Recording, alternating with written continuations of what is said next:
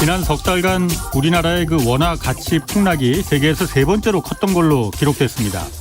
우리보다 화폐 가치가 더 떨어진 나라는 물가 상승률이 80%에 육박하는 아르헨티나 그리고 뉴질랜드뿐이었습니다.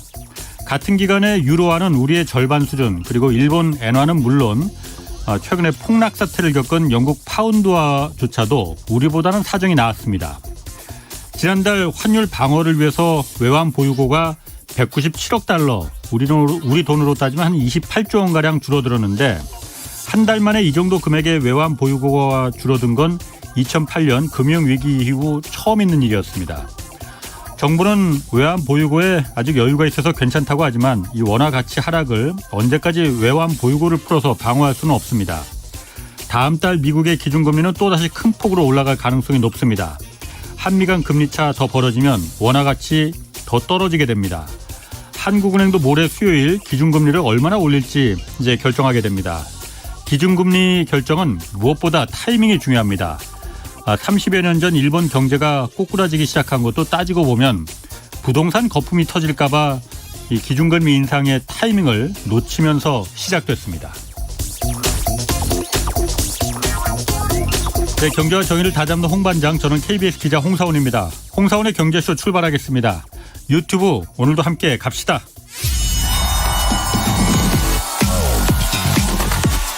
대한민국 경제 오디션 메가 경제스타 K. 여러분, 경제가 어려워서 힘드시죠? 그래서 준비했습니다. 대한민국 경제 오디션 메가 경제스타 K. 힘든 경제 상황을 이겨낸 감동 스토리, 우리 가정의 특별한 경제 공부법, 슬기로운 투자 아이디어, 경제와 관련된 이야기라면 모두 환영합니다. 총 상금 6천만 원을 준비했습니다. 여러분의 많은 참여 기다립니다. 이 프로그램은 당신의 투자의 길을 춤추게 하는 새로운 투자 플랫폼 탱고픽에서 함께합니다. 네, 내가 경제스타 K 대상 2천만 원, 최우수상 4명에게 500만 원, 또 매월 월장원 40명에게 50만 원씩 상금 주어집니다. 12월 9일까지 사연 받고 있고 사연은 홍사원의 경제쇼 홈페이지에 올려주시면 됩니다. 자, 오늘 원포인트 경제 레슨 시간입니다. 이종우 이코노미스트 나오셨습니다. 안녕하세요. 예, 안녕하십니까. 지난달 우리나라 소비자 물가 상승률이 5.6% 기록했습니다. 그 전달인 8월이 5.7%였으니까 아주 조금 낮아지긴 했어요. 예. 어떻게 보십니까? 예, 말씀하셨던 것처럼 9월 달에 소비자 물가 5.6% 상승을 했고요. 7월 달이 6.3%였고 8월이 5.7, 9월이 5.6. 조금씩은 내려가고 있는 거는 사실이다라는 생각이 듭니다. 그 물가를 구성하고 있는 여러 가지 이 구성 요소 중에서 보면 상당히 좀 인상 깊었던 게 그 에너지 관련해서 석유. 그게 6월 달에 물가상 어느 정도 올랐냐면요. 6월 달 같은 경우에는 39.6% 상승을 했었거든요. 그 전에 비해서. 근데 이제 그 9월 달에는 16.6%로서 상승률이 한 절반 정도로서 떨어졌죠. 그래서 제가 봤을 때는 이제 이 어느 정도 물가를 조금 낮추는 데 상당한 역할을 했다. 이렇게 생각이 됩니다. 근데 이제 문제는 뭐냐? 서비스 물가가 상당히 많이 상승을 했습니다. 4.2% 상승을 했거든요. 2001년도 10월 달에 4.3%로 그 이전에 가장 높았기 때문에 한 20년 만에 거의 그 가장 높은 그런 수준 정도가 됐다라고 볼 수 있습니다. 그러니까 서비스 물가가 끌어올리고 에너지 가격이 끌어내리고 이랬는데 결과적으로 보게 되면 거의 지난달하고 비슷한 형태였다. 서비스 물가가 뭘 말하는 거예요? 그러니까 그 개인적으로 어떤 이제 이 상품이나 이런 거 이외에 다른 부분들이 있지 않습니까? 그러니까 뭐 인건비 이런 것들도 모두 다 이제 서비스로서 들어가는 거고 그다음에 또 외식비 이런 것들도 다 서비스로서 들어가는 거고 그다음에 뭐 여행 관련한 것들이라든지 이런 것들이 이제 그 모두 다 그러니까 이른바 상품 관련한 부분, 재화와 관련한 부분들을 제외한 나머지 부분들이 전부 다 이제 서비스. 그렇군요. 이렇게 이제 볼 수가 있습니다. 이 서비스 물가가 지난 한 20년 동안에 걸쳐서 거의 0% 정도 상승을 했습니다. 근데 그게 작년도 7월 달에 한 2% 정도로서 올라왔고요. 올해 7월 달에 4%로서 올라왔고 지금은 이제 4% 이렇게 계속 기록을 하고 있는 중인데 서비스 물가 상승에서 가장 크게 역할한 게 뭐냐면 외식비입니다. 9% 정도 상승을 해가지고 굉장히 크게 상승을 했고요. 그다음에 두드러지게 하나 보이는 건 여행과 관련한 거. 이런 부분들이 또 상당히 많이 상승을 했습니다. 예. 그래서 그 항공료 이런 것들도 많이 상승을 했고요. 예. 그렇습니다. 근데 이게 이 서비스 물가 이 부분이 문제는 뭐냐면 이게 한번 올라가게 되면 잘 내려오지를 않습니다. 그러니까 그 근원 물가라고 얘기를 하잖아요. 예. 이 OECD 기준으로 보면 왜 에너지와 그다음에 뭐 농수산물을 제외하고 예. 나머지 근원 물가 뭐 이런 얘기를 하는데 그 근원 물가 내에 들어가는 것이 이 서비스 물가고요. 그동안에 보면 이 서비스 물가는 한번 올라가게 되면 예. 그다음에 이게 쉽게 내려오거나 그러지 않죠. 그거는 이렇게 생각해 보시면 굉장히 간단하게 이해할 수 있는데 뭐 김치찌개 먹는데 그게 6,000원에서부터 7,000원으로 올라간 다음에 물가가 좀 뜸해지니까 다시 6,500원으로 내려오는 경우는 거의 없잖아요. 그렇죠. 그런 것처럼 서비스 물가가 이게 상승하는 부분들이 지금은 또 상당히 좀 부담이 되고 이런 그 상황입니다. 아니, 요즘 그 밥 먹으러 가면 진짜 밥값이 엄청나게 올랐잖아요. 네. 밥값이 올라간 거는 그 왜 올라가는 거예요? 쌀값은 그렇게 오르지 않잖아요. 네. 밥값은 왜 이렇게 많이 올라가는 거예요? 일단 쌀을 제한 다른 그 재료비 예. 이런 것들이 이제 상당히 많이 오르는 거죠. 예. 채소 가격도 올라가고 그다음에 뭐 또 고기 가격도 올라가고 예. 이러니까 이제 그거고 두 번째는 그거를 뭔가 끓이고 뭐 이렇게 해야 되지 않습니까? 에너지. 그러니까 이제 에너지 관련한 부분들도 예. 올라가고 예. 그다음에 또 거기에서 서빙하고 이러는 사람들의 임금도 조금 올라가고 예. 이러는 부분들이 다 거기에다 영향을 미친다라고 예. 봐야 되는데 예. 이제 그 문제는 뭐냐면 그런 이제 원자재 가격이 조금씩 올라가는 것보다도 실제적으로 이제 음식 가격이 더 많이 올라가고 이렇게 되는 거죠. 예. 그러니까 이제 순간적으로 봤을 때는 뭐 채소라든가 이런 농수산물 가격이 많이 올라갈 수 있는데 예. 그거는 계절성도 굉장히 강할 뿐만 아니라 이게 굉장히 아무튼 뭐 시일에 따라서 변동이 굉장히 심하잖아요. 예. 근데 이게 그렇게 해서 만들어진 음식료 가격은 한번 올라가게 되면 잘 내려오질 않거든요. 그렇죠. 예. 그러니까 그게 문제인 거죠. 그런데 지금 그 정부에서 추경호 경제부 총리도 계속 그 말 하잖아요. 10월에는 이제 정점 찍고 예. 물가 상승률 내려갈 거다. 근데 실제로 지금 조금씩 그 물가 상승률이 낮아지고는 있어요. 예. 그러면은 내려가는 겁니까? 그러면 지금 서비스 물가 말씀하신 대로 한번 예. 올라가면 다시 내려가기 예. 힘든 것들이 그렇죠. 이미 많이 이렇게 올라가는데. 예.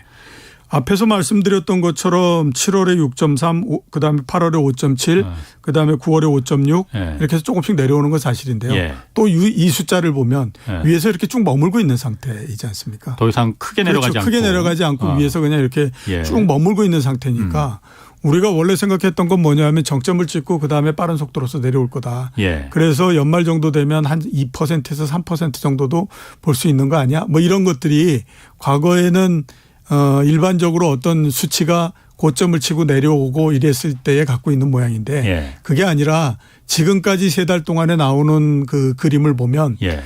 위에서 그냥 이렇게 머물러 버리는 높은 수준에서 머물러 버리는 이런 형태가 되는 거죠. 그러니까 이게 뭐 특별하게 고점을 친다라고 해서 뚜렷하게 내려오거나 예. 이러는 상황 아니다라고 봐야 될 것 같고요. 또 하나 이제 그러면서 문제가 되는 부분들은 앞에서 말씀드렸던 것처럼 서비스 물가 이런 것들이 올라가면서 예. 이게 참 내려오기가 어려운 구조 이런 거를 만드는 것도 있고 예. 또 하나는 보면 원달러 환율이 1,400원을 넘어가고 이렇게 예. 가지 않습니까?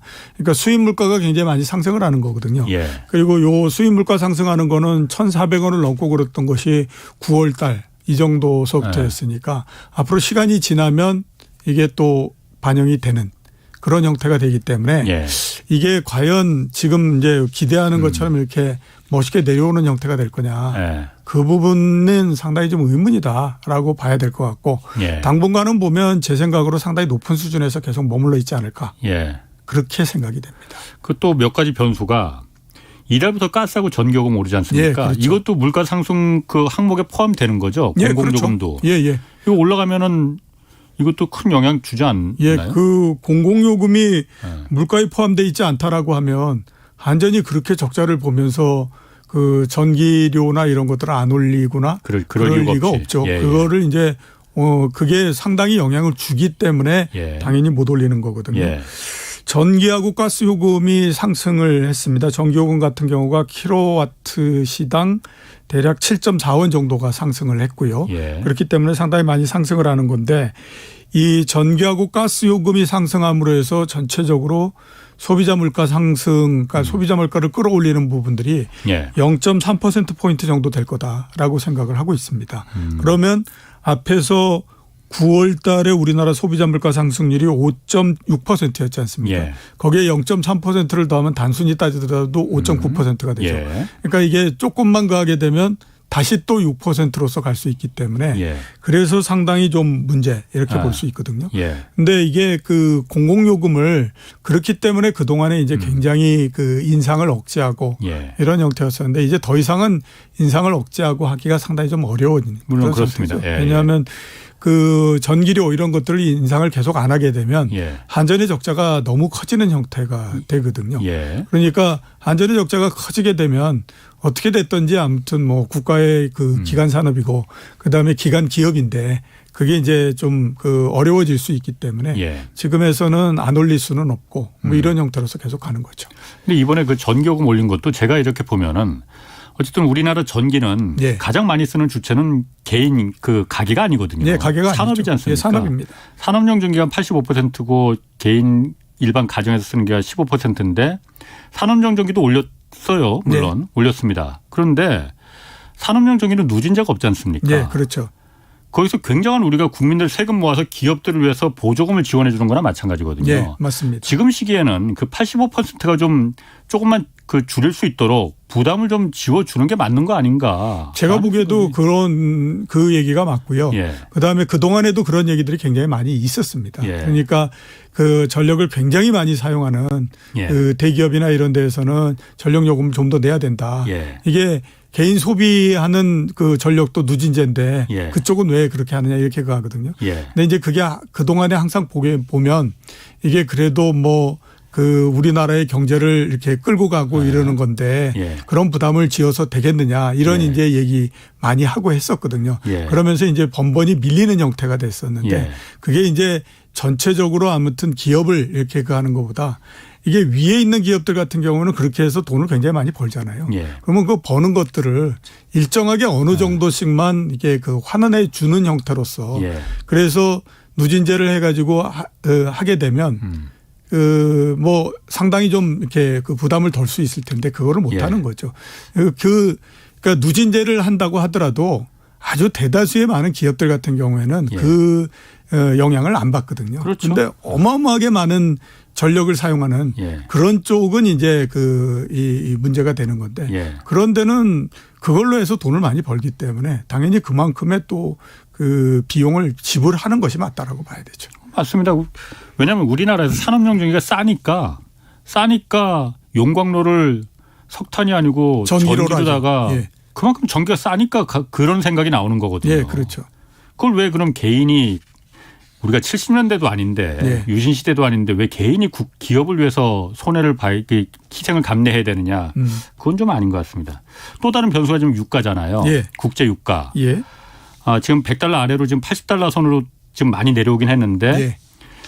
이거 다시 좀 오를 가능성이 있을 것 같아요. 네. 감산에 지금 오페크 플러스, 오페크 기존 국가들하고 러시아가 합친 게 오페크 플러스잖아요. 예, 그렇죠. 감산하기로 했다면서요. 예, 감산하기로 했습니다. 11월 달서부터 하루에 원유 생산량을 200만 배럴 줄이기로 했는데요. 네. 지금 전 세계에서 하루에 생산되는 이 원유가 어느 정도 되냐면 4,400만 배럴 정도 됩니다. 거기에 200만 배럴이면 5% 정도 되는 거죠. 예. 그러니까 굉장히 좀 큰 액수고요. 예.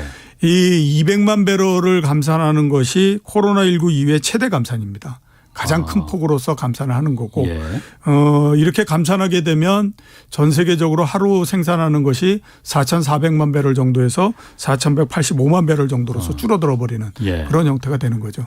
여기에 이제 가장 분노한 게 뭐냐면 이제 미국의 바이든 대통령이 이제 여기에 대해서 굉장히 분노를 해가지고 뒤통수 맞았다고 생각할 예, 수 있을 그렇죠. 것 같아요. 뒤통수 맞았다고 해서 이런 얘기 많이 했습니다. 사우디까지 찾아갔는데. 예. 오펙 플러스가 대단히 근시안적인 결정을 내렸다. 예. 이런 얘기했고 예. 그다음에 이 결정은 세계적으로 저소득과 중간소득 국가들에게 굉장히 부정적인 영향을 미칠 거다. 예. 이런 얘기를 굉장히 많이 했습니다. 그리고 이제 조치를 내놨는데 예. 그 11월 달서부터 전략 비축유 갖고 있는 거 있지 않습니까? 예. 그거를 1,000만 배럴 정도씩 추가적으로 풀겠다라는 얘기를 했습니다.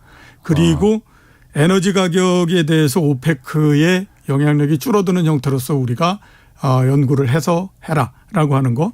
그다음에 정유 제품의 가격을 인하하게 하자라고 하는 쪽으로 해가지고 이렇게 이제 이 대응을 했거든요. 아니 잠깐만. 1000만 배럴을 푼다고요? 비축료를? 예. 그럼 줄어드는 게 200만 배럴인데 예. 줄어드는 것보다 더 많이 그러면 한 아니, 다섯 그거는 배럴. 이제 200만 배럴은 하루에 200만 배럴씩 주는 거고요. 아, 이거는 예. 전체로 1100만 배럴을 예. 줄어드는 건 하루에 200만 배럴이고. 그렇죠. 아. 그거를 하루에 1000만 배럴씩을 눌리면 그러니까. 예. 미국의 단위가 틀린 거구나. 미국의 어마어마한 전력 비축률을 예. 갖고 있다고 하더라도 견뎌낼 수가 없는 그렇지. 거죠. 아. 그렇습니다. 그러면은 이 정도 그 감산을 하는 거면은 지금 말씀하신 거 보면은 미국의 조치되거나 그 1000만 배럴을 푼다 하더라도 그 닷새치밖에 안 되는데 감산하는 거예요. 뭐 간에 기별도 안 갈 것 같고. 예, 그렇죠.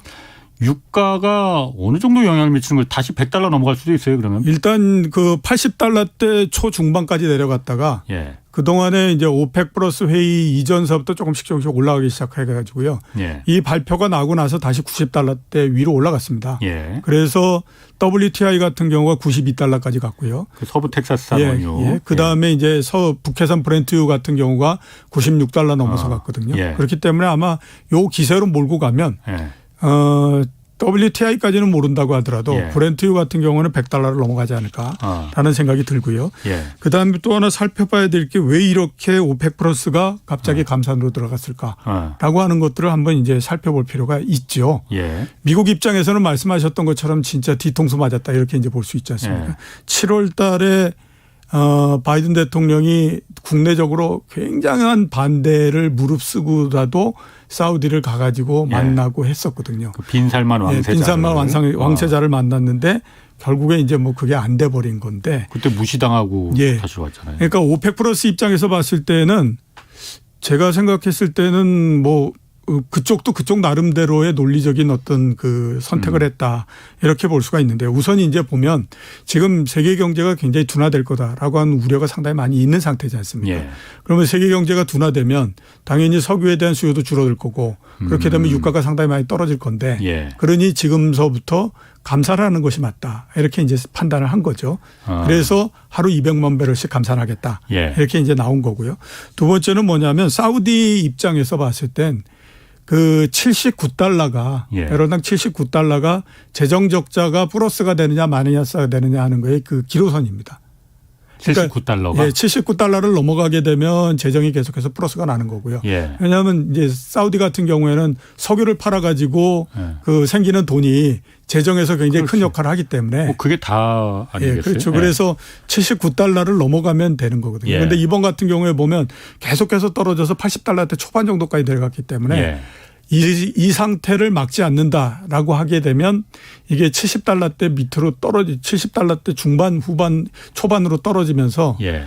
사우디 입장에서는 재정이 마이너스가 돼버리고 뭐 이렇게 될 가능성이 높기 때문에 예. 이게 그것보다는 지금에서 아무튼 감산을 통해 가지고 일정하게 가격을 유지해야 될 필요가 있다라고 예. 판단을 하게 된 거죠. 그러면서 이제 감산에 합의하고 이렇게 된 건데 이게 국제 정치적으로 봤을 때 굉장히 이 상징적인 이런 그 의미를 갖고 있는 건 옛날서부터 보면 사우디하고 미국이 굉장히 관계가 좋았거든요. 그렇죠. 지금 그 사우디에서 가지고 있는 국가 자산의 굉장히 많은 부분들이 미국의 자산으로서 이루어져 있습니다.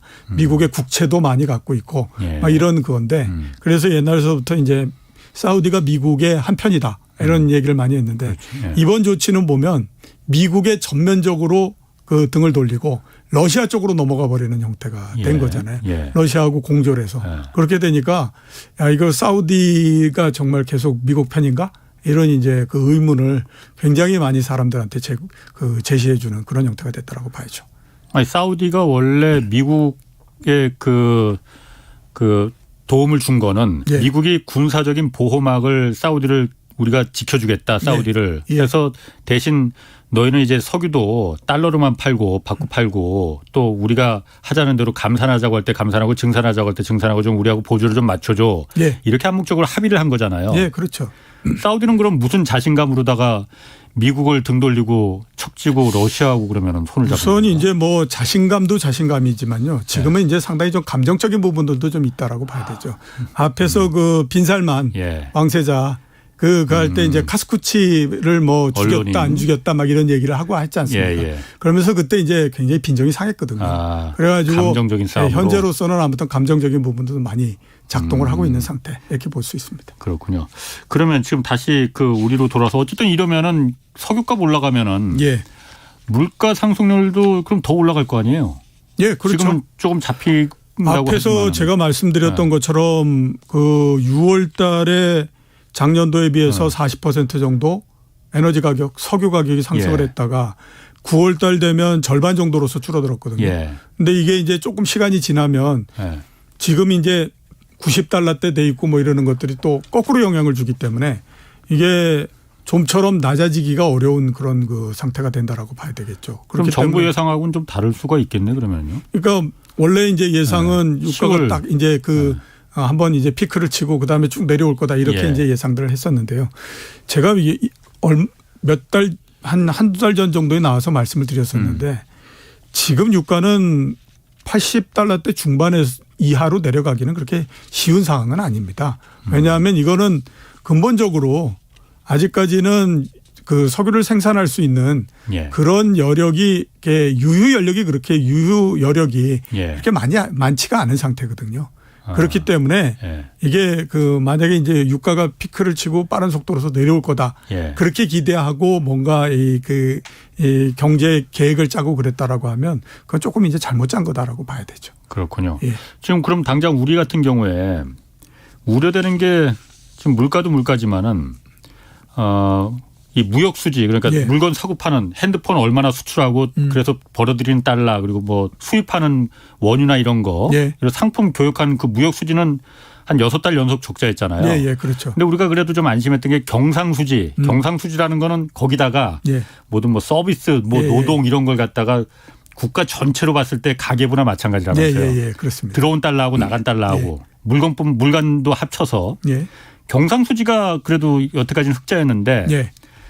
8월에 적자가 30억 달러 정도? 30억 달러면 많은 건 아니잖아요. 예, 사실은 예, 예. 전체 우리 교육 규모로 보면은. 예, 근데 어쨌든 적자로 돌아섰다는 게 그 예. 충격이란 말이에요. 예, 그렇습니다. 이게 괜찮은 건지 경상수지 적자라는 예. 게. 우선 경상수지라고 하는 것부터 잠깐 좀 설명을 드리게 네. 되면요. 경상수지는 4개로 이루어져 있습니다. 하나는 네. 상품수지. 두 번째는 서비스 수지. 상품 수지는 그냥 우리나라에서 만든 물건 사고 팔고 해가지고 예. 거기서부터 달러를 얼마큼 벌어들였는지 아니면 내보냈는지 하는 거 나오는 거고 서비스 수지는 우리나라 안에서 서비스 예. 한 부분들. 예. 그다음에 거기에다가 이제 자본 수지, 소득 수지라고 있습니다. 그러니까 해외에다 우리가 투자해 가지고 거기에서부터 이자나 배당을 받아오는 거. 예. 그다음에 우리나라에 투자한 외국인들한테 이자 배당 준 거. 예. 그거 빼 가지고 얼만큼 되느냐 하는 거 이제 나오는 거고요. 이제 마지막은 뭐냐면 경상 이전 수지라고 해 가지고 이거는 그냥 무상으로서 주고받고 하는 겁니다. 그러니까 무상으로서 아무튼 원조를 했다. 원조? 우리가. 그러면 그건 이제 마이너스가 되는 예. 거고. 그렇기 때문에 요게 전체적으로 그 외환이 들고 날고 하는 것들을 종합적으로 다 보는 거잖아요. 예. 그러니까 뭐 상품 서비스 그다음에 자본 예. 그다음에 또 뭐 무상으로서 이렇게 가는 거 예. 이렇게 되니까 그렇게 해서 이제 이거를 모두 다 포괄하는 거기 때문에 예. 그동안에 우리가 6개월 말씀하셨던 것처럼 6개월 동안 무역 수지가 계속 적자다라고 그랬지만 그래도 괜찮다라고 얘기했던 건 경상수지가 그래도 플러스다라고 했기 때문인데요. 다른 데서 좀 벌어들였다. 예, 그렇죠. 8월 달에 30억 5천만 달러 예. 그 적자가 났고요. 이게 6월 달에는 흑자가 56억 달러였습니다. 예. 그러다가 7월 달에 갑자기 7억 9천만 달러로서 줄어들었고 예. 그다음에 이제 적자가 난 거거든요. 예. 작년도 8월 달에 얼마였냐면 74억 4천만 달러의 흑자가 났었습니다. 예. 그러니까 1년 사이에 108억 달러의 적자가 갑자기 발생해 버리는 형태가 된 예. 거죠. 그러니까 이게 상당히 문제다 이렇게 얘기하는 거고 지금 이렇게 8월 달에 경상수지 적자가 난 가장 큰 이유는 상품 수지가 안 좋았기 때문에 그렇습니다. 그러니까 물건 사고 팔고 하는 것에서 거기에서 한 44억 달러 정도 적자가 나버렸기 때문에 그게 이제 가장 결정적이었다라고 보는 거거든요. 그래서 되게 한국은행에서는 9월 달 숫자가 나오면 다시 플러스가 될 거다라고 얘기를 하고 있습니다. 그거는 이제 이 무역 수지가 이 경상 수지보다는 한 달 빨리 발표가 되거든요. 근데 8월 달에 무역 수지가 60억 달러 적자였다가 9월 달에 30억 달러 적자로서 줄었기 때문에 무역 수지가 상품 그렇죠. 사고 판 게. 예, 그렇죠. 그러니까 경상수지 측면에서 봤을 땐 상품 수지가 네. 8월 달에 한 44억 달러 정도 적자를 냈지만 9월 달에는 그게 개선이 될 거다라고 생각하는 거죠. 그래서 9월 달 되면 아마 플러스가 될 거다. 이렇게 이제 생각을 하고 있는 겁니다. 그럼 8월에 잠깐 일시적으로 한 달만 그럼 적자였다 이렇게 보면 되는 거예요? 일단 9월 달에는 조금 개선이 될 가능성이 있는데요. 예. 문제는 뭐냐면 앞으로 계속해서 개선이 될 거냐 하는 예. 부분들은 현재로서는 조금 미지수죠. 왜냐하면 예. 앞에 말씀드렸던 것처럼 유가도 다시 또 올라가고 예. 뭐 이런 상태니까 예. 이게 그 8월에서 9월을 넘어오면서 무역 수지가 개선되고 했던 부분들이 예. 이제 트렌드로서 계속 굳어져서 예. 30억 달러 적자에서 15억 달러 적자로 줄고 그다음에 제로가 됐다가 플러스 흑자가 나고 이렇게 되는 거냐 아니면 에너지 가격이 떨어진 거에 따라서 일시적으로 조금 줄었다가 네. 에너지 가격이 또 나빠지니까 또 늘어나는 거냐 네. 이거에 따라서 달라지거든요. 그렇기 때문에 9월 달은 개선이 될 것 같은데 예. 그 이유는 조금 아마 더 봐야 되지 된다. 않을까 이런 생각이 듭니다. 아니 그런데 제가 지금 듣다 보니까는 뭐 무역 수지다, 상품 수지다, 무슨 자본 수지다, 뭐 아까 뭐 공짜로 주는 거 그것도 있고 예, 이전 경상 수지다. 왜 이렇게 복잡하게 나눈 거예요? 그냥 경상 수지 하나로 퉁쳐서 그냥 그거 하나로만 하면 되지? 예, 그 경상수지 하나에 예. 그 네 가지 항목이 모여서 경상수지가 되는 겁니다. 예. 그러니까 그게 왜 그러냐면 이게 그 나라의 이게 그냥 달러로만 얘기를 하게 되면 예. 나라에 달러가 들어오느냐 안 들어오느냐 하는 것들을 요인별로 잘라놓은 거죠. 요인별로 잘랐을 때 우리가 상품을 사고 팔고 하는 거에 의해서도 들어오고 예. 그다음에 우리가 어느 나라에다가 무슨 뭐 사람을 파견해서 거기서부터 들어오는 것도 또 이게 되는 거고 그다음에 뭐 투자했던 거에 의해서 생기는 이자나 이런 것들도 간 거니까 이거는 경상수지가 가장 큰 거고 예, 그렇죠. 그 밑에 그걸 세부 한꺼번에 다 항목이 모아서 경상수지가 되는 거예요. 제일 중요한 건 그래도 무역 수지죠. 그렇죠. 그게 가장 규모가 크니까요. 그런데 지금 경상수지가 만약 한 달만 8월 달에 한 달만 그렇게 재수없게 그냥 우리가 적자라서 그냥 일시적인 거면 뭐 모르겠는데 예. 이게 석유값도 오르고 지금 뭐 환율도 지금 아직 모르겠고 예. 만약 그 경상수지도 적자가 돼버리면은 예. 앞으로도 예. 만약에 지금 우리나라 국가 재정 수지도 적자잖아요. 예. 경상 수지도 적자면 이게 흔히 우리가 말하는 쌍둥이 적자라는 예, 거예요. 그렇죠. 미국이 맨날 고생한다. 예. 우리나라도 그럼 쌍둥이 적자 국가가 되는 거라고 보는 거잖아요. 그렇죠. 재정도 마이너스고. 잠깐만요. 그럼 쌍둥이 적자면은 이게 아주 물론 적자니까 나쁜 거겠지. 그런데 예. 아주 나쁜 겁니까? 왜 나쁜 건가 이게? 그게 이제 정도에 따라서 다릅니다. 예. 그러니까 뭐 적자의 폭이 그렇게 크지 않으면 예. 그거는 크게 문제가 되거나 그러지는 예. 않고요. 근데 이제 지금 영국 같은 경우를 보면 예. 무역 적자가 GDP에 대비해서 한 7% 정도 되고 재정 적자가 7% 정도 되고 예. 무역 적자가 한 5% 되고 이러면 합쳐서 10몇 % 이렇게 되잖아요. 예. 그건 굉장히 큰 거거든요. 그렇기 때문에 그거는 이제 상당히 문제가 있다라고 봐야 돼요. 그러니까 재정 적자가 나온다라고 하는 거는 그냥 보면 이런 거지 않습니까? 국가가 세금으로 걷어들이는 것보다 훨씬 더 많은 돈을 이런저런 형태로 써야 되기 때문에 예.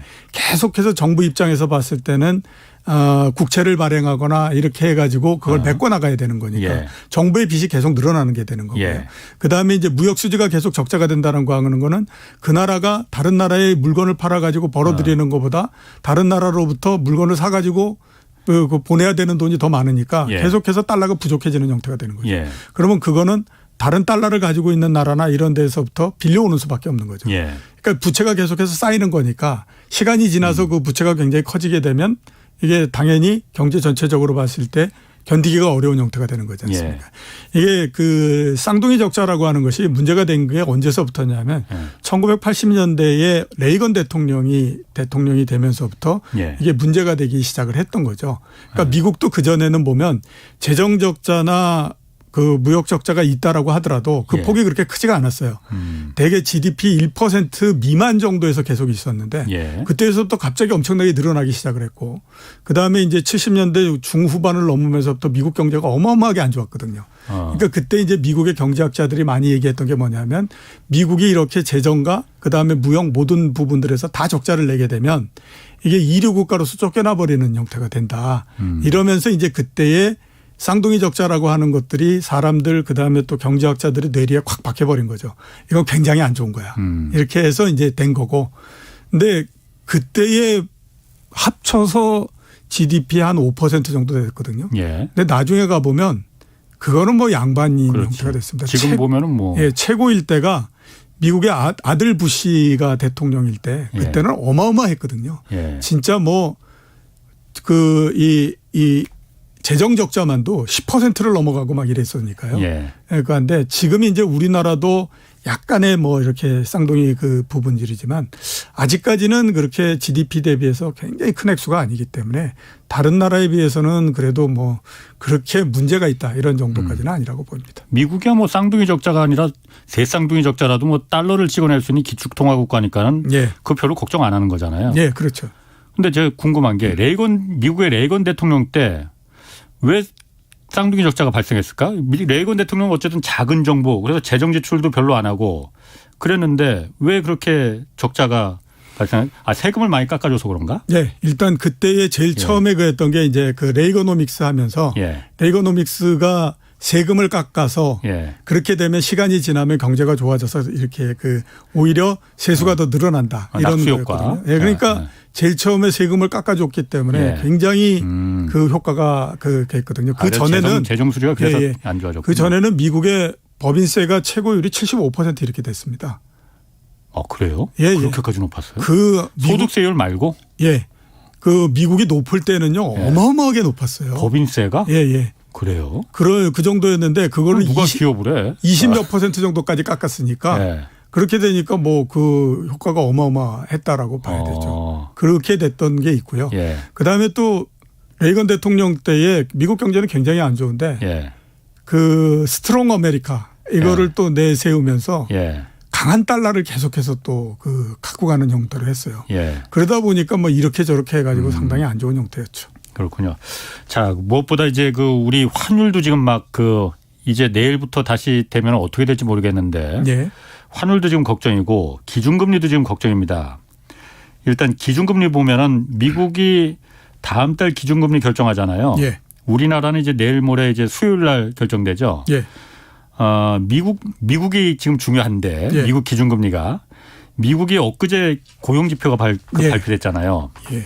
이게 굉장히 생각보다 좋았거든요. 예. 실업자가 별로 그렇게 늘어나지도 않고 거의 완전 고용이 지금도 계속 유지가 되는 것 같은. 예. 아니 계속 성장률이 마이너스가 돼서 경기 침체가 이렇게 왔다는데 어떻게 고용이 계속 유지가 될 수 있을까.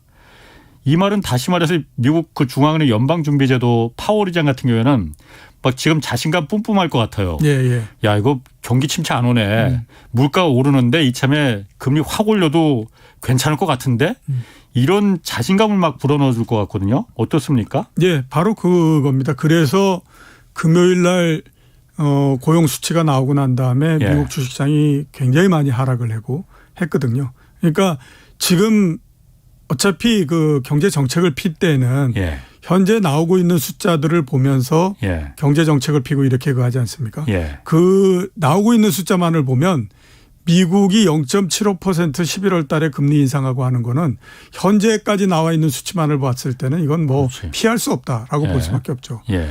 물가는 8% 뭐 이렇게 되는데 그 실업률은 3.5% 이 정도밖에 안 되거든요. 그러니까 경제는 그래도 나쁘지 않은 상태네. 이렇게 예. 하니까 지금 경제 괜찮은 상태에서 물가만 높으니 물가를 어떤 형태로든지 빨리 잡게 되면 예. 경제는 정상이 된다. 예. 이렇게 이제 판단을 하는 거죠. 예. 그리고 8월 그 9월 달에 실업률 지표 이런 것들이 그거를 이제 뒷받침해 주는 형태가 됐고요. 그렇게 되니까 시장에서는 어떤 생각을 하냐? 0.75%포인트 인상하는 거는 당연한 거다. 지금 이제 이렇게 될 수밖에 없는 상태가 된 거거든요. 그래서 나오는 숫자들을 보니 지금까지의 연준이 금리를 인상하고 했던 페이스가 전혀 수그러들지 않을 것 같다. 그러면서 이제 주식시장이 막 이렇게 그 난리를 치는 형태가 됐는데 현재까지 나온 수치만을 봤을 때는 0.75%는 불가피하다라는 생각이 들고요. 물론 앞으로 이제 그 11월 달 뭐 그때 할 때까지 한 달 정도 남았기 때문에 예. 그 사이에 여러 가지 지표들이 또 나오면서 예. 이게 꾸준히 이 상황이 좀 바뀔 가능성은 있습니다. 예. 근데 현재까지만으로 봤을 때는 일단 현재는 0.75% 이렇게 보는 게 맞은 거죠. 그런데 미국이 1분기, 2분기 계속 성장률이 마이너스였잖아요. 그거는 기업이 돈을 잘 못 번다는 얘기잖아요. 예. 그러면은 기업이 돈 못 벌면은 가장 먼저 사람부터 자를 텐데 더군다나 예. 미국은 해고가 우리보다 훨씬 더 자유로운 나라잖아요. 예. 근데 어떻게 그 고용이 계속 탄탄하게 유지가 그러니까 될수 이제 우리가 100이라고 하는 사람이 있으면 네. 그 100이라고 하는 사람이 모두 다 몇 명이 고용이 돼 있느냐 이거를 보고 우리가 실업률을 계산할 거다 이렇게 생각하지만요. 그게 예. 아니라 그중에 한 10명 정도는 나는 뭐 이렇게 뭐 노동시장에 생각 없어. 들어가고 그럴 생각이 없어. 그러면 그 사람 빠지는 겁니다. 예. 그러니까 100명 거지만 90명을 가지고 대상을 하는 거거든요. 예. 그중에 한 5명 정도가 자기 일자리를 못 구했다. 그러면 실제적으로 놀고 있는 사람은 15명인데 5명만 계산이 되는 거죠. 왜냐하면 10명 빠지고 90명에서 그다음에 5명이니까. 그렇게 되니까 이제 뭐 5점 몇 프로 이렇게 되는 거거든요. 예. 지금 미국의 실업률이 3.5% 이렇게 되는 거는 나는 당분간 아무튼 고용시장에 들어가지 않겠어라고 하는 사람들을 빼버린 겁니다. 예. 그 사람들이 그러면 왜 고용시장에 들어가지 않겠다라고 생각하느냐 하면 예. 작년도까지 코로나 걸려 가지고 이제 이 지원금을 많이 받았잖아요. 예. 그리고 그걸 지금 갖고 있거든요. 예금도 많이 예. 했고 그러니까 그게 떨어지기 전까지는 일단 아무튼 뭐 일 안 할래. 예, 조건이 좋다라고 하면 모르지만 그렇지 않다라고 하면 일 안 하겠어 이렇게 하는 거죠. 그리고 그 사람들은 고용 통계에서 빠져버리는 겁니다. 그냥 실업률 통계에서 빠져버리니까 예. 실업률 자체가 굉장히 낮은 형태로서 계속 나오는 거죠. 그럼 그런 것도 그럼 연준의 그 금리 결정에 예. 이게 이른바 그 자발적 실업이잖아요. 네. 그런 것도 그러면은 고려가 안 되나요? 그러니까 실제로는 실업률이 더 높을 수도 있는 거 아니에요? 그러니까. 예, 그렇죠. 그런 것들이 고려가 될 수는 있는데 예. 지금 연준은 우리가 물가가 굉장히 높다. 예. 그래서 계속해 가지고 우리는 금리를 빠른 속도로서 인상을 해야 된다라고 하는 논리를 뒷받침할 수 있는 것만 계속 지금 끄집어내고 있는 겁니다. 그러니까 지난번 9월 달에 금리 결정 회의 때에 예. 이런저런 얘기를 많이 했잖아요. 예. 근데 그중에서 앞으로 물가가 이렇게 안정이 될 수 있는 요인이 있다라고 예. 하는 부분들은 하나도 얘기를 안 했어요. 예를 들어서 보면 유가가 떨어진다. 예. 그거는 뭐 4월, 3월 이때까지만 하더라도 유가만 떨어지면 괜찮습니다. 이 얘기했다가 그렇지. 아예 9월 달에는 얘기를 안 하거든요. 그 대신에 이제 뭐 인건비가 높고요. 그다음에 예. 렌트비가 높고요. 이런 얘기 굉장히 많이 합니다. 핑계가 변명이 그렇죠. 바뀌었어요. 그러니까 예. 지금 연준은 예. 다른 것보다 우리가 금리를 굉장히 빨리 인상을 하는데 이 빨리 인상을 해야 되는 이유가 되는 부분들은 부각을 시키고 그렇지 않은 부분들은 그냥 묻어둬 버리고 이런 형태죠. 근데 이게 뭐 실업률고에서 이게 뭐 고용 빠져 있는 사람들 다 포함하니까 이 정도 됩니다. 이건 연준이 원하는 그림이 그렇군요. 아니죠. 그래서 그렇습니다. 그러면 우리나라는 이제 내일 모레 수요일 날 한국은행에서 기준금리 이제 결정하잖아요. 예. 원래는 이제 0.25% 좀 뭐 베이비 스텝이라고 하죠. 뭐 조금 올리려다가 예. 미국이 지난번에 왕창 올리니까는 이창용 한국은행 총재도 그거 갖고는 안 될 것 같다. 이번에는 조금 더 올려야겠다라고 얘기는 했어요. 예. 근데 어떻습니까? 우리는 어떻게 결정해야 된다고 생각하세요? 글쎄요. 제가 보기에는 0.5% 인상을 하지 않을까라는 생각이 듭니다. 그거는 이제 한국은행이 0.25% 베이비 스텝 얘기를 할 때만 하더라도 그때 미국이 또 역시 마찬가지로 경기도 좀 안 좋아지는 것 같고 그다음에 상반기 내내 마이너스 성장도 했고 이러니 이제는 조금 아무튼 우리가 이게 스텝을 엑셀을 좀 천천히 밟아야 되지 않겠어요? 이런 얘기를 하고 있을 때였거든요. 그런데 9월 달에 여러 가지 수치들이 나오면서 완전히 기조가 바뀌어버리는 형태가 됐습니다. 특히 이제 9월 FOMC 회의가 열리면서 더 그랬거든요. 그러니까 그 회의가 끝나고 난 다음에 한국은행도 다시 생각해 보겠다 이렇게 얘기했고 다시 생각해 보겠다라고 했던 것에서 지금 상황의 변화가 없습니다. 여러 가지 지표들을 봤을 때 상황의 변화가 없는 상태이기 때문에 그런 것들을 감안하게 되면 0.5% 금리 인상을 할 가능성이 굉장히 높다. 이렇게 이제 봐야 되죠. 우리나라도 물가 상승률이 5.6% 이렇게 되니까 그게 한국은행 입장에서 봤을 때는 그래도 상당히 좀 높은 수준이다라고 봐야 되거든요. 최고가 미국 같은 경우는 9.8% 이랬지만 우리는 6.3%인데 거기에서 5.6%는 낮은 게 아니니까요. 그런 것들을 감안하게 되면 아마 0.5%를 할 가능성도 높고 그다음에 미국이 0.75를 하기 때문에요. 여기에서 한국은행도 0.5% 금리를 인상을 해서 정책적으로 룸을 만들어 놓는 것이 훨씬 더 좋다라고 생각을 할 가능성이 높거든요. 그렇기 때문에 뭐 미국이 금리 인상하는데 편승해서 0.5% 이런 정도 할 수 있고 가능성이 굉장히 높다. 이렇게 봐야 되겠죠. 지금 현재는 미국하고 한국하고 금리 차이가 미국이 0.75%포인트가 더 높은 거잖아요. 예. 근데 한국이 0.5% 이번에 올리고 예. 미국이 다음 달에 만약 0.75%를 올리면은 예. 한국하고 미국 금리 차이는 그럼 1.0%포인트 예. 차이가 되는 거잖아요. 예.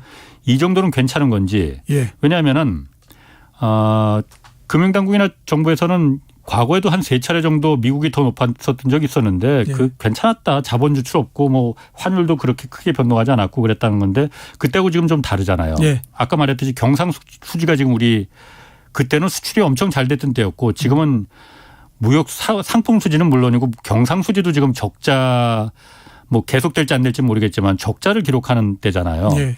1.0%포인트 차 정도로 한국과 미국하고 금리 차 나는 거 이 예. 정도는 괜찮은 겁니까? 일단 뭐 금리 차가 나는 게 무역 수지나 이런 쪽에 영향을 주는 건 아니고요. 예. 가장 영향을 주는 건 이제 자본의 유출입 부분들에서 가장 크게 영향을 주는 거거든요. 예. 근데 지난 시간에 제가 말씀을 드렸던 예. 것 같은데 시장 금리하고 기준 금리는 또 좀 다른 거거든요. 아하, 예. 그러니까 시장 금리가 더 높게 되면 우리나라가 미국보다 더 높게 되면 예. 기준 금리가 우리나라가 미국보다 낮다고 하더라도 크게 문제가 되는 건 아닙니다. 예. 왜냐하면 어차피 채권을 사고 팔고 하는 거는 시장 금리를 갖고 사고 파는 거지 예. 기준 금리를 갖고 사고 파는 건 아니거든요. 예. 근데 지금은 우리나라의 이 기준금리가 미국보다도 시장 금리가 0.3% 정도 높거든요. 그렇기 때문에 아직까지는 그렇게 크게 막 이렇게 가지는 않을 것 같고요. 예. 그다음에 미국이 풀로 올해 말에 금리를 인상을 해서 4.5%를 만들고 예. 우리도 풀로 금리 인상을 해서 뭐 3.75%를 만들고 이렇게 되면 그때는 아마 우리나라의 10년물 국채 수익률이 4.5% 정도 되고 미국의 10년물 국채 수익률이 4.2% 정도 되고 이런 정도 될 거라고 생각이 되고 있거든요. 예. 그러면 여전히 한 0.3% 정도 우리나라가 좀 높기 때문에 예. 자본의 유출이 이 금리에 따라서 예. 어마어마하게 변동하고 이러는 것들은 예. 그렇게 크게 나오지는 않는다라고 봐야 되겠죠. 그렇군요. 유럽은 그럼 어떻습니까? 지금 현재 유럽 에너지 상황은 여전히 좀 심각한 상태인가요? 어떻습니까? 예. 그러니까 얼마 전인가 브룸버그에서 기사를 나왔죠. 그러니까 외환위기나 위기가 발생한다라고 하면 네. 아시아 지역이 가장 위험하고 그다음에 또 그중에서 한국과 태국이 가장 그렇지. 위험하다. 예, 예. 이 얘기 많이 하지 예. 않았습니까? 근데 제가 보기에는 아시아 지역보다도 유럽이 훨씬 더 위험하고요. 만약에 발생한다라고 하면 영국을 포함한 남부 유럽 쪽에서 발생할 가능성이 굉장히 높다. 이런 생각이 듭니다. 그 정도로 지금 아시아에 비해서 유럽은 경제가 굉장히 안 좋은 상태입니다. 우선 물가 대단히 높고요. 예. 그러니까 유럽 지역 전체 EU 27개국의 평균한 물가가 10% 정도 됩니다. 예. 그다음에 성장은 굉장히 낮습니다. 지금 올해 아니면 그리고 내년도 한 마이너스 1% 정도 성장할 거다라고 예. 얘기를 하고 있고요.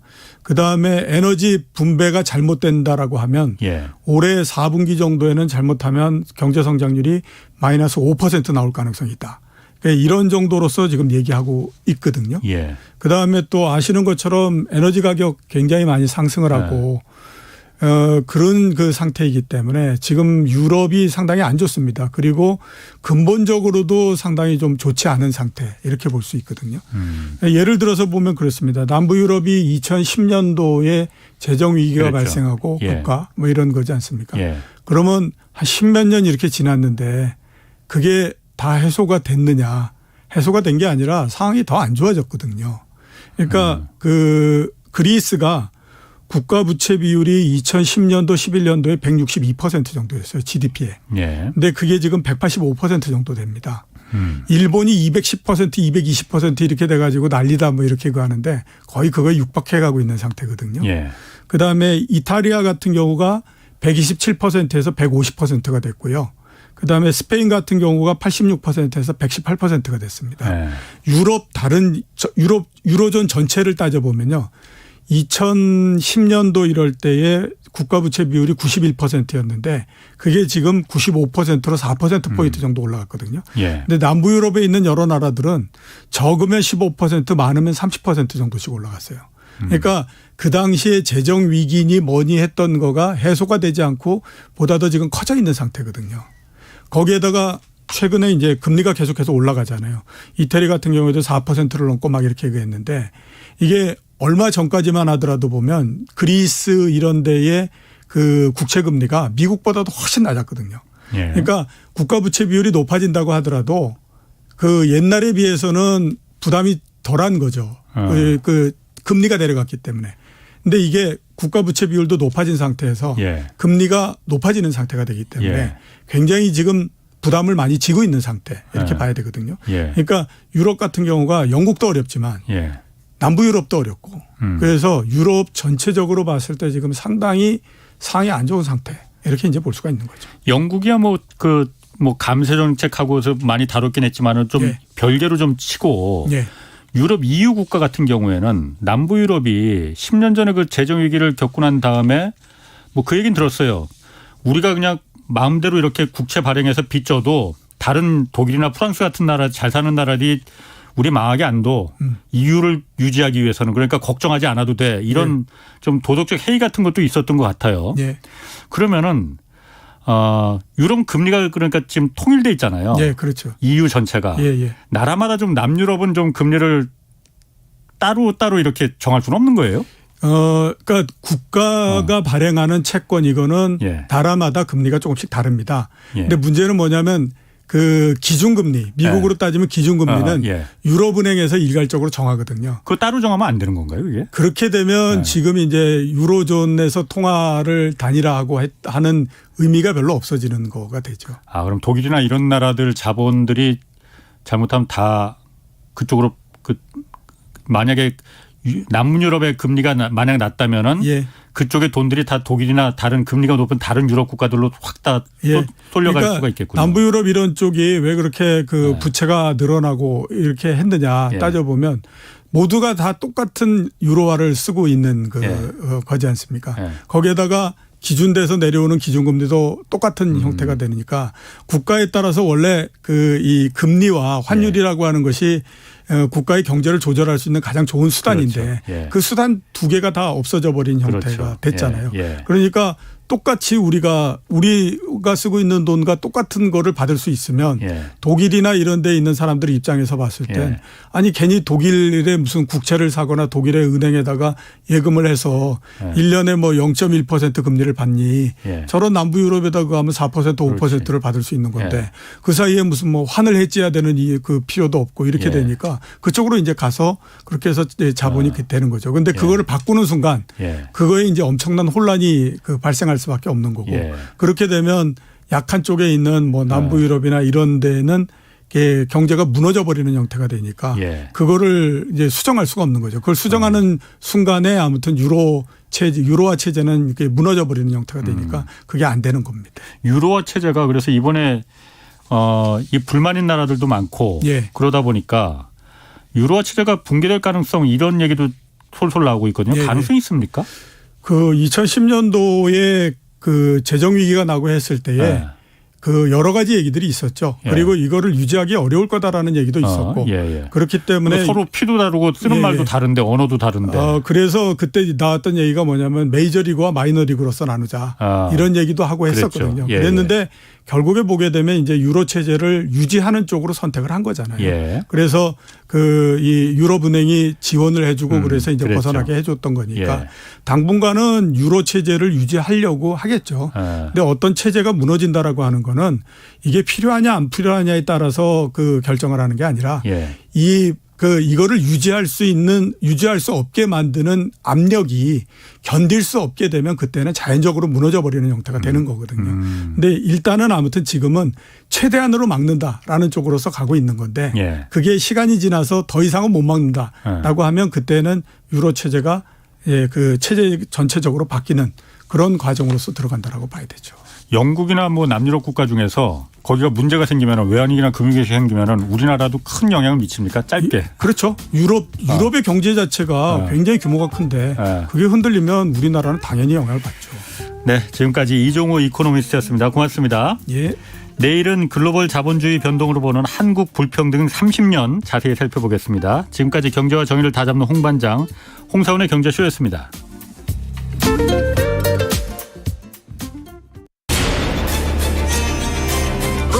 K 드라마, And the Oscar goes to Parasite. K 무비, K 팝.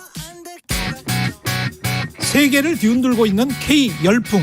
이제 최경영의 최강 시사가 이어갑니다. 대한민국 대표 K 시사. 매일 아침 7시 20분. 최경영의 최강 시사. 낮 12시 20분입니다. 청취자 여러분, 최영일의 시사본부 들을 시간이에요.